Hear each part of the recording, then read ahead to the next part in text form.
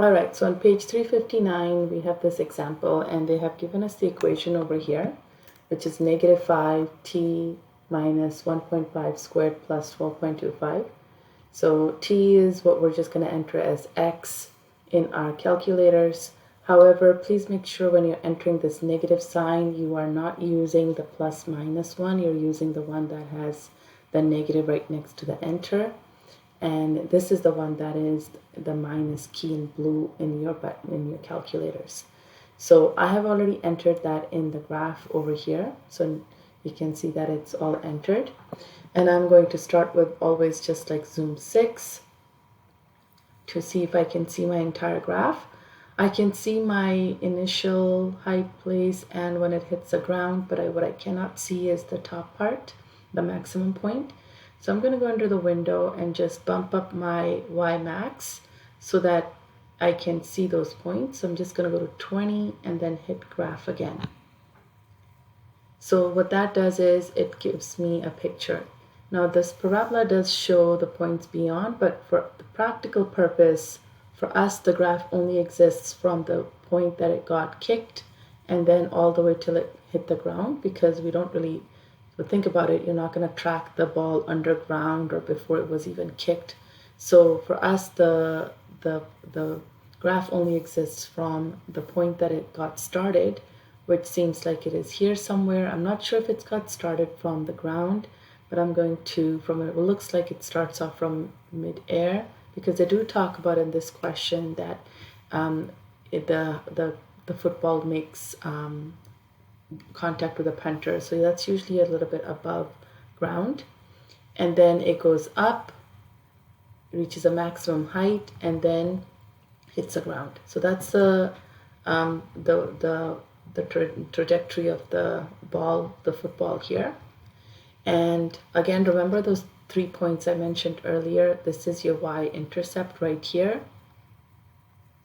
This is the point that when x is equal to 0 and then we get a y point, that's usually the launch height. Sometimes it's from a ground, sometimes it's from a certain height. This is your vertex, and it tells you the maximum height that you actually got and the time that you got into it. And this is your x-intercept, that's a third point. And this point over here is when the height itself is 0. So x over here is time in seconds. And this is the y-intercept, which is your height in meters. Okay.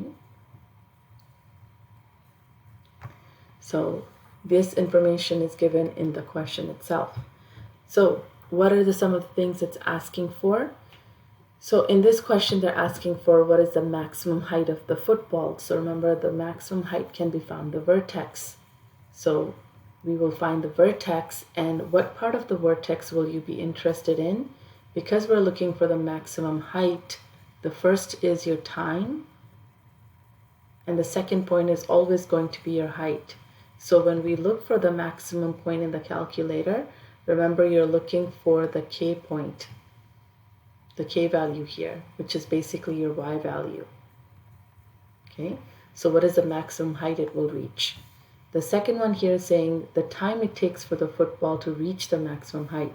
Once again, you're looking for the vertex, but this time you're focusing on the time it takes. So you're going to be focusing on the h value from the vertex, which is your x value. Okay, so these first 2 points are to find vertex. Okay, now the next one, it's saying the height of the football above the ground as the punter makes contact with it. So this is this point right here. So it's this third one is actually looking for the y-intercept. That is when x is equal to 0. So we'll be looking at the y value when x is equal to 0. I'm going to skip some of these points and actually talk about where it says the x-intercept, so we can actually talk about those ones. And that one is right over here. It's asking us how long it took for the football to hit the ground. So this is when you're looking for the x-intercept.